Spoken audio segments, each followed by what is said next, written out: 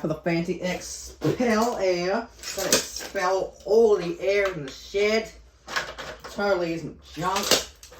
Just pick it up nice and gently like so, and it comes apart like so. Fancy lubricant cassette that stinks of mould.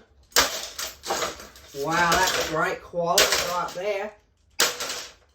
Fancy lubers. Fancy lubricant cassette. Right, now the fancy cover. How tough is that? Not that tough. Wow, the cover just breaks so easily. Wow, rip-roaring speed.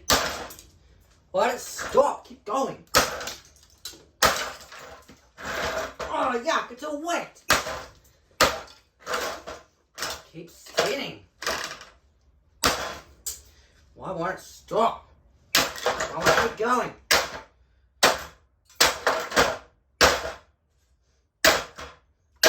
Keep spinning.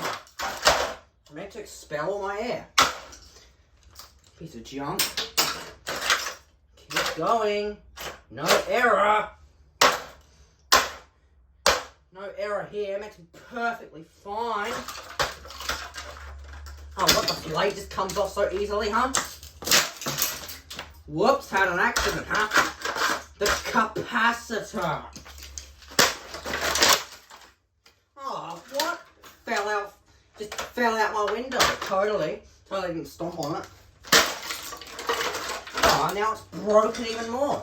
Xpelair, made in the UK, which I doubt. Applied Energy Products Ltd.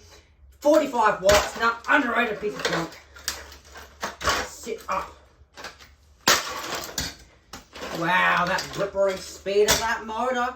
That's going to do so much when I cut the cord off. Yeah, look at that speed now, huh? So rip-roaring.